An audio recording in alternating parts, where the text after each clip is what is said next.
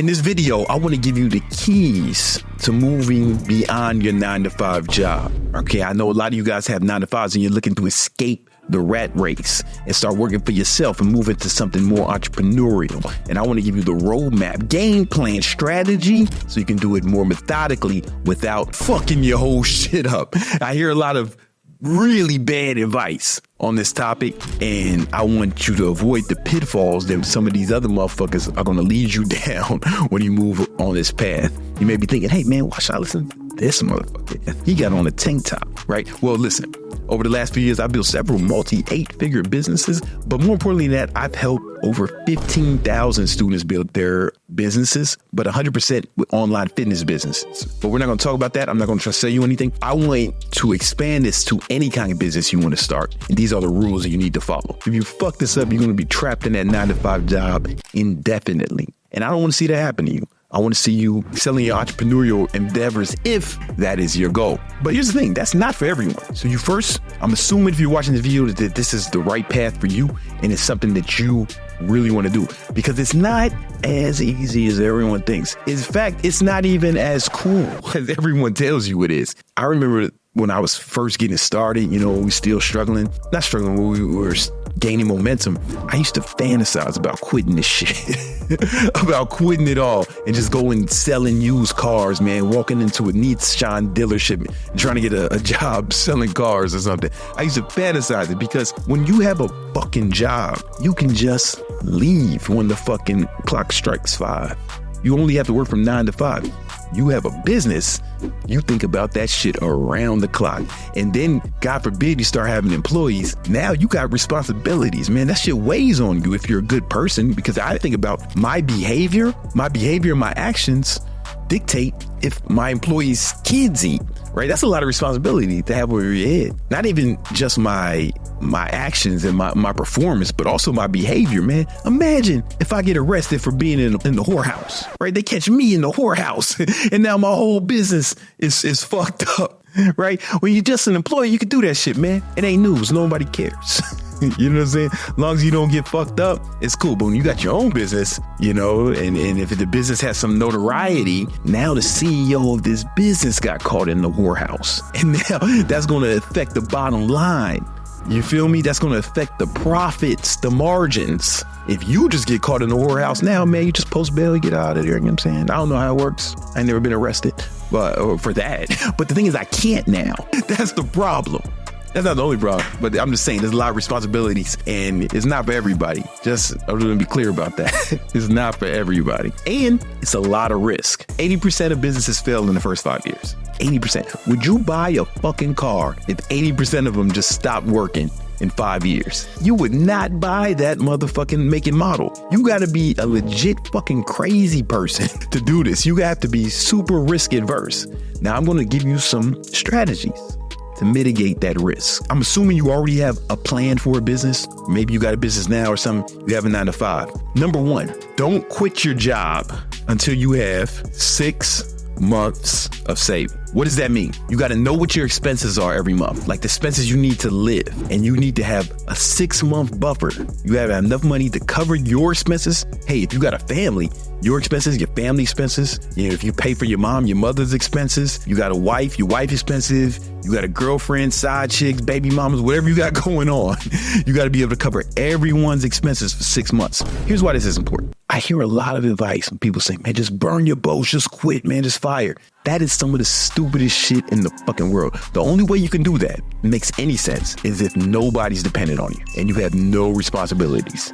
If you have fucking kids, then that is not only irresponsible, I think that constitutes as child neglect if you're putting them in danger. It's fucking masculine malpractice if people are actually dependent on you and you're putting them in danger because you got some fucking dream. Your responsibilities are more important than your dream. In order to mitigate the risk and not put your fucking family in danger, 6 months of savings. Because no matter what happens, if you stop making money, if you got 6 months to turn shit around, a lot can happen in 6 months. I'm telling you, you could change your whole life in 6 months if you go super hard. You got 6 months to turn it around. If you can't turn it around in 6 months, hey, maybe it wasn't meant to fucking be, bro. Maybe it was just, it wasn't going to work in the first place, But at least You got 6 months to turn it around or go get another job. Fuck it, man. I'm a regroup, live to fight another day. Maybe you try again with a different idea at a different time, but you got to have that safety net. And here's another reason why that helps.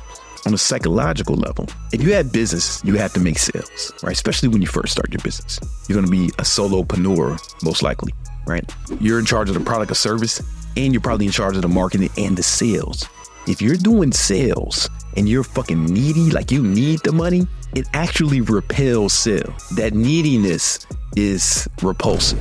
You feel me? But if you maintain your calm, cool, it's more likely you get to sell. Think about it in a dating context, right? Imagine you meet some girl and you all motherfucking thirsty like Pepe Le Pew, and you chasing this chick down and you out here acting crazy, man. Oh, I love you. What can I get you? I just need you. I gotta have you, baby. I gotta have you. This is a goddamn R&B video. Yeah, it'll work. But it's real life, man. That shit don't work. It's weird. People want what they can't have. You got to maintain the prize frame in both dating and in sales. So in sales, how can you maintain the prize frame in sales if you need the money to live? In worst case, you're likely to take on fucking clients you don't want to take on, do shit you don't want to do for money if you need it, So you want to not need the money and go after it calmly. It's kind of like this story is 2 bulls at the top of a hill.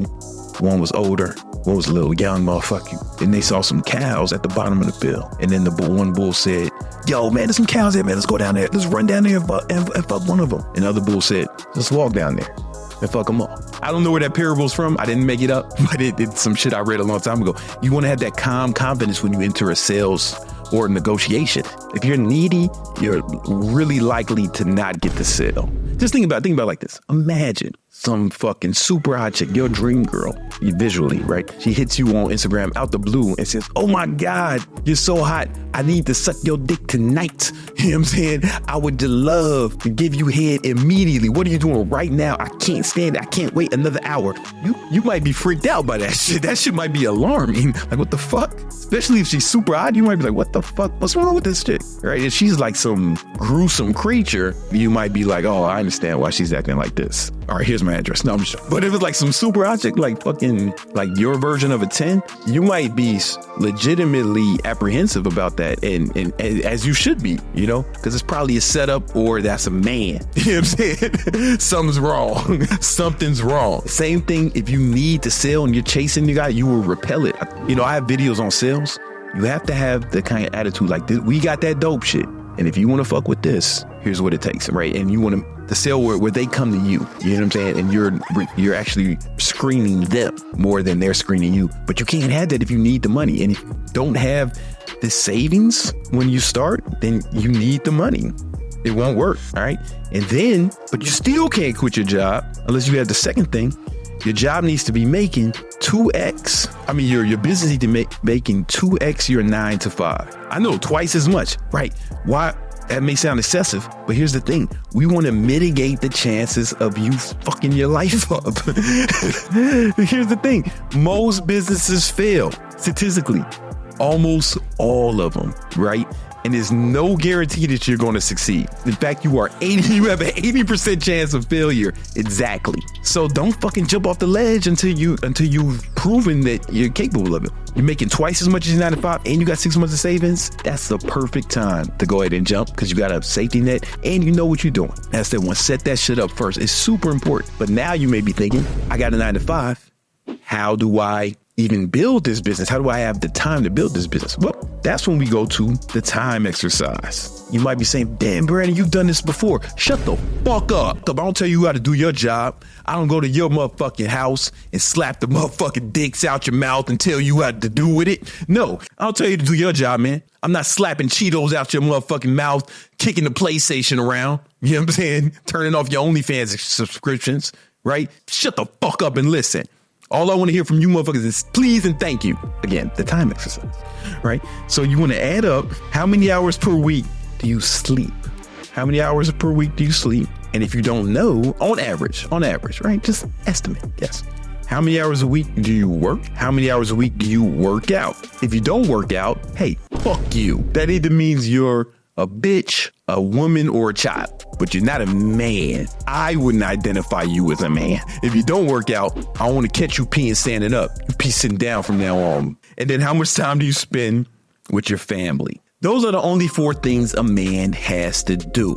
Everything else is optional. Now, some fucking dipshit is thinking, hey, what about commute? What about commute? Hey, man, calm your dumb ass down. Add that to the time you work. Put an extra 2 hours on there a week. Put an extra fucking 5 hours. Who cares, right? Add that up. What about sleeping and showering, cooking? Like, hey, first of all, what about cooking food and we're using the bathroom? Listen, if you're in the bathroom for a significant amount of time each week, then you got problems that are far beyond the scope of anything I can address in this video. Go get some help. Go get some help. You need to be watching a fucking doctor's YouTube videos, man. You need to be at the urgent care right now with that bullshit. And as far as getting dressed and shit and fucking grooming, hey, don't be spending a whole lot of time doing that. That's why I said this is what a man has to do. If you were a girl, we'd have to write grooming, right? Because they'll spend all day doing that shit. You know what I'm saying? Yeah, I've seen my girls change clothes 8 times before we left. You know what I'm saying? I'm looking at it like, hey, I'd fuck you in any one of those dresses, right? But she's going for something else. I don't know what she's looking for. All of them made my dick hard. I don't know what you're trying to do. So you add these up, right? How many hours? If you sleep 50 hours, matter of fact, do it now, asshole, right? If you sleep 8 hours a night, what's that? 56 hours a week. Let's say you work 40 hours a week. You said 9 to 5, 40 hours a week. No problem. Let's tag on 5 extra hours or 30 minutes each way. Hey, if your commute is longer than that, no one told you to get a job in a different fucking state, dipshit. You know what I'm saying? Even goddamn migrants got enough fucking sense. Migrants and illegal aliens got enough sense to move closer to the jobs. These motherfuckers risk their lives to get closer to where the jobs are. Yo goofy ass decided to live 2 hours from work. That's your fault. There's a 40-hour work week. Hey, if it's longer than that, that's a problem. Address that shit, dumbass. Stop fucking identifying with your own limitations and let's fix it. Workout. Hey, man, I want to say 7, but I know they work it out 7 hours a week. Yeah, but I'm going to give you 7 for the commute to the gym and back. You know what I'm saying? We'll add it. We'll just call it 7. All right. Here's where the thing gets funny. You know, people say, man, I can't work this hard. I got to spend time with my family. Got to spend time with my family. You motherfuckers can't tell me right now how much time you spend with your family. You don't know. You're not tracking your fucking time. I've shown in different videos before how I use my Google calendars. I track everything every day and I plan every day in advance. But I'm going to give you 20 hours a week with your family. Here's the thing. You may be thinking that's not enough. Most of you motherfuckers don't spend 20 hours a week with your family now. Real shit. Your kids don't have more than that to spend with you, right? Oh, my kids. What about my kids? They don't have more than 25 hours to spend with you each week, dipshit, right? Guess why? Because kids, especially young kids, they have to sleep like 10 hours a night. Then they have school, after school programs, motherfucking homework, their own friends. They don't want to be with your goof. If they had more than 20 hours a week to spend with your goofy ass, they wouldn't want to. There is a point of diminishing returns when it comes to spending time with kids. You can spend too much time with your kids when they want to do fucking kid shit. And now you don't know nothing about life except for Thomas the Train and number blocks, right? That's all. That's the only language you speak. Anyway, so this is a total in 28 hours per week. Boom. Now, just guess what, man? There are 168 hours in every week. So, man, guess what? You're left with 40 additional hours. Most of you guys did this exercise and had way more time than that left. Way more. I've done this exercise with people and these motherfuckers had like 70, 80 hours left. You know what I'm saying? You're just not using it right. And I know some fucking dipshit is thinking, yo, what about commuting, cooking food and doing all other shit? Don't spend a lot of time doing it, dummy. You know what I'm saying? That's why I said men. If you're a woman, you got to spend a bunch of time grooming and shit. You know, I started shaking my head when I was 16 because I wanted to be like DMX. But also the time it saves. You know what I'm saying? It was like, oh shit, this saves a lot of time. No barbershops, none of that shit. I don't have to worry about what it looks like when I take my hat off. You know, this is actually super convenient. Anyway, find a way to get time. And then what you do is you plan out every day in your calendar, right? Because this is the time that you're going to use to build that business. You got a whole nother work week in this bitch. And if you don't have kids, then fuck this shit. Then you got way more time if you don't have kids. And if you just got a girlfriend, she's probably going to break up with you. You know what I'm saying? You're probably going to break up. I'm going to be honest with you. If it's just a girlfriend, there's 2 reasons y'all probably going to break up. One, don't no girl want to fucking struggle with your goofy ass. You know what I'm saying? They want to wait at the finish line for the winners. You know what I'm saying? They don't want to fucking watch you build your shit. Most of them. You'll find some. If you find a good one, keep her. She might be an advantage, but most of them won't, right? And they're going to see it. You're going to be spending this time on your business, and she's going to see all her friends fucking watching the Kardashians and going to the hairdressers with their boyfriends or whatever the fuck people do. You know what I'm saying? And she's going to get jealous. You know what I'm saying? And then she's going to start tripping, me, all that shit. And whatever, man, fuck her. This is not about how to keep a girl. This is about how to build a business. And if she ain't fucking down with you, then you're going to have to make a decision. You know what I'm saying? So you want to schedule your time. You got 48 hours a week, man. This is the time you'll spend on your business. You get what I'm saying? And that's how you do it. And then when you quit and you don't quit your job, that you have at least 6 months of savings and your business is making twice as much as a 9 to 5. Why twice as much? Because you're not fucking starting a business to take a pay cut. Right, you're taking all this extra risk and stress to take a pay cut. If it ain't making more money, then fuck that shit. Don't quit until it's lucrative enough. I swear, if you follow these rules, you will not lose. Right, and I have more videos about how to get more your time and how to actually manage this 40 hours. Right, there's a video that's gonna pop up around somewhere you can check out right now on how you can manage that time better and get more out of life.